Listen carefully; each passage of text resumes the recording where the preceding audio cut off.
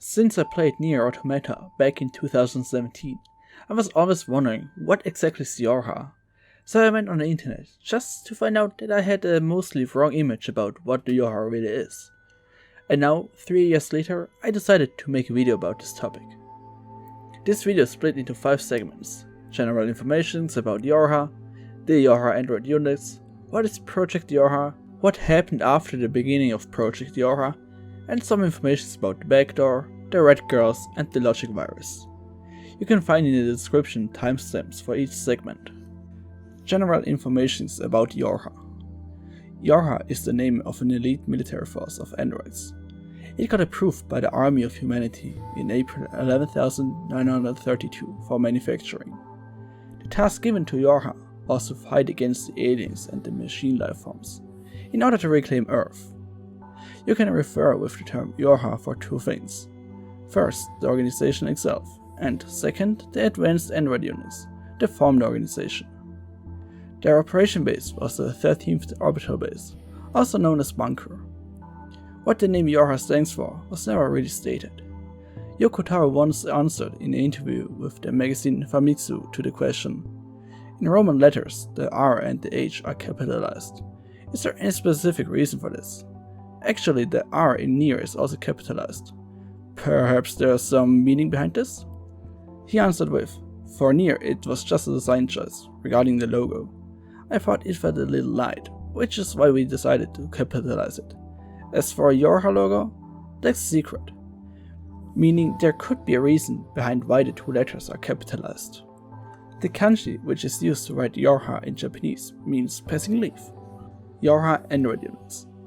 At the beginning, YoRHa androids were designed like any other previous next-gen battle android. However, what made them unique was the utilizing from the newly developed black box technology. The first YoRHa android was developed around the year 11,937 in a research base named Dabo by a male android named Xenia. YoRHa units are named by a number followed by a letter, indicating their model type. This replaced the old system where the androids were referred to their full model type name, followed by the number. For example, A2. She got referred to as Attacker Number 2, or shortened as Number 2. At the beginning of Chapter 14, when you go as A2 to the Resistance Camp, Anemone will refer to you as Number 2. Older YoRHa units that got their name from the old designation system have now the new coding system as well. However, their names are reversed. We can take A2 as example again. Because she's an older YoRHa model, the type comes first and then the number. But if she would be a newer model, the number would come first and then the type, meaning her name would be 2A. Over time, types are phased out, updated or added. There are 9 different types that we know, which are Attacker, Battler, Canceller, Defender, Executioner, Gunner, Healer, Operator, and Scanner. Attacker-type units are specialized in close-range combat. They have dash abilities and the experimental Berserker mode, also called B mode. Battler-type units are a hybrid between the Attacker type and the Gunner type. The specific purpose behind the Canceller type units is unclear, but is most likely to hide the signals of YoRHa units during the descending from the bunker. With later flight unit models having their own signal canceller built in, C-type units were no longer needed and later on phased out. Defender-type units are focusing more on defense tactics, such as using barriers. They also are heavily reinforced against logic viruses. Executioner-type units are tasked with monitoring and, if needed, eliminating androids who have violated YoRHa's rule in some ways, but also those androids who are at risk of or in the process of deserting, or those who are in possession of classified information they shouldn't have. Gunner-type units are specialized in long-range combat, but like the Canceller-type units, no longer needed. The purpose of the Healer-type units was the repairing of physical damage, as well as corrupted data and electronic warfare. At the beginning of YoRHa, the Healer units were also responsible for the upload of the black box data from the other YoRHa units. Later on, this task was given to the Scanner-type units. The Operator-type units are used for providing intel and other important information for the combat units. They also are tasked for collecting and compiling command-level data on the orbital stations. Each combat unit has its own operator-type unit assigned to them. Scanner-type units are equipped with additional sensors and a comprehensive hacking suite for gathering data. They are also tasked to upload the black box data of the other units and themselves. Additionally, they are the only male YoRHa androids that get currently produced. The reason why Commander White has a normal name and not just type plus a number is not because she's the commander, it's because she's an older android model. Additionally, YoRHa androids are only allowed to have type plus number as name and not a real name. The reason behind this is a policy made by the Army of Humanity, because YoRHa androids were using the black box system as their core. Project YoRHa. At the beginning, YoRHa wasn't different from any previous new generation, except of the utilizing of machine life form cores, in the form of the black box system. Like I earlier said, YoRHa was developed by a male android named NieR on the orbital base called Labo. He also worked on the development of the black box technology. During the development of YoRHa, the androids were losing large areas in the eastern region of the Eurasian continent, and the androids started to retreat from the front line. The cause for this was that the androids were losing their will to fight, and it was unlikely for the androids to regain control due to the low morality among the androids, and the high development cost of the YoRHa androids. At this time, NieR was looking for a way to raise the morale among the androids. He got an idea for a plan during a conversation with the prototype YoRHa number 2. He came to the conclusion that the reason behind the low morality was the androids lost the one thing they believed in, which was the humanity. His idea was to recreate humanity, to give the androids a reason to fight for. His plan was to use the base on the moon, which stored all the information about humanity. All they had to do was create a server on the moon and broadcast information stored in the moon base to the androids. But he wasn't sure if this plan would work, because of the risk of a data leak. Shortly after this, prototype YoRHa number 9 found out the truth behind the black box technology and the plan NieR had. Because a black box is made out of cores salvaged from a machine life form, he was thinking that they are not more than monsters, similar to the machine life forms themselves. Number 9 also rewrote NieR's plan. He set up the backdoor. If certain criteria are met, the backdoor will open, which will allow the machine lifeforms to destroy the 13th orbital base named Bunker, and with the destruction of the bunker, only the server on the moon will be left transmitting. With this plan, a god for the androids will be created, and the morale among the androids will grow again, but also leading YoRHa to an inevitable end, leaving no traces of their existing behind. He also uploaded the data and blueprints of the prototype YoRHas onto the moon server, which will later on be the base for all upcoming YoRHa androids. Number 9 called the rewritten plan Project YoRHa. During these events, a fire broke out on Labo, which destroyed the whole orbital base, including number 2, number 9 and NieR. What happened after the beginning of Project YoRHa? 1 month after the accident on Labo, the first official YoRHa android was constructed and sent to the surface. In the year 11,938, the Army of Humanity started to build the 13th orbital base named Bunker, which got completed 2 years later. 1 month after the completion of the Bunker, Commander White was assigned as commanding officer of both the Bunker and all YoRHa forces. At the end of 11,941, the Pearl Harbor descent mission takes place. The target of this mission was to destroy the server of the machine life forms on Mount Ka'al. This mission was carried out by a group of 16 experimental YoRHa models. During the descending, 12 out of the 16 units got destroyed, but the mission got forcefully continued with only 4 YoRHa androids, and one of those 4 units was A2. This mission was shown in the YoRHa stage play. In the YoRHa stage play version 1.1, only 12 units got deployed, and 8 out of those got shut down during the descending, but only in this version of the stage play. In every other version, there were 16 units descending to Earth. The 4 remaining YoRHa units joined forces with a group of resistance androids.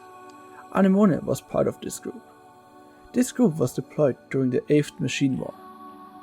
They managed to destroy the server, but from the two groups only A2 and Anemone survived. But the real reason behind this mission was to monitor and research on how the experimental YoRHa models behave during battle. On January 7th, 11,942, 2B woke up for the first time. 23 days later, 9S got activated as well. At the beginning of the same year, the two groups M001 and M002 were established.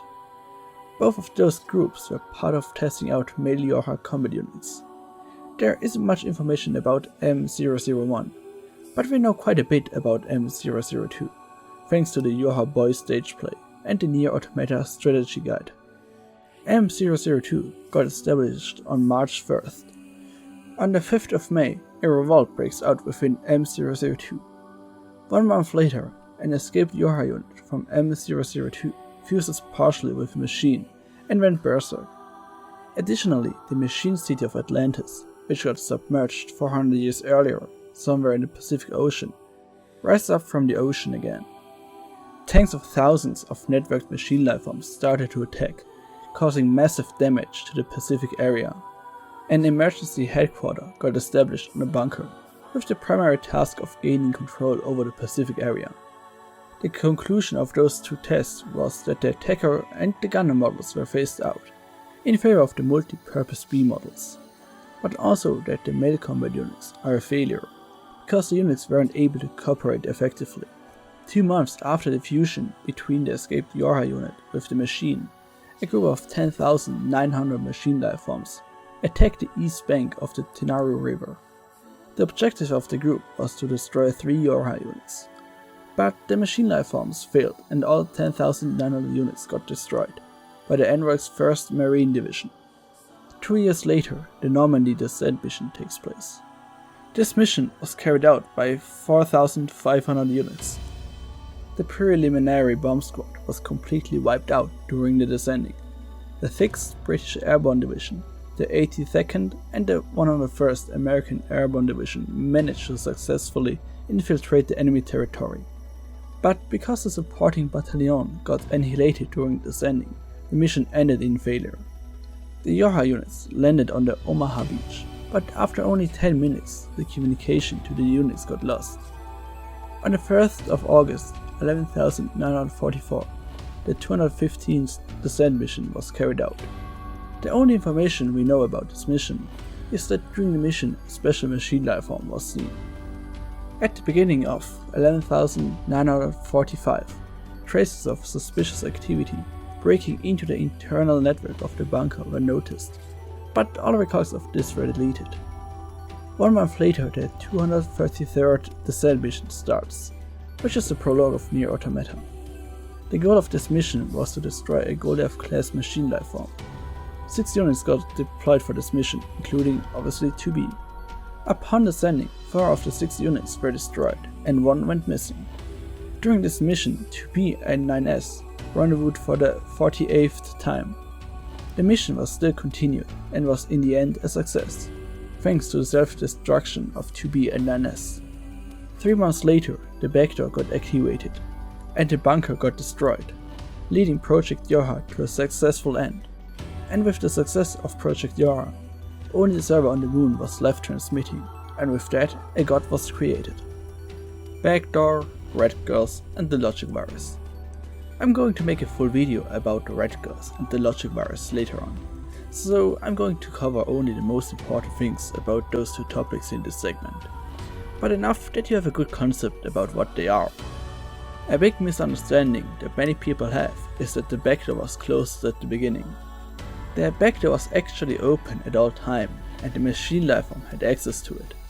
This was shown in the YoRHa stage play and in NieR Automata itself, with the appearance of the 2 Red Girls inside the bunker.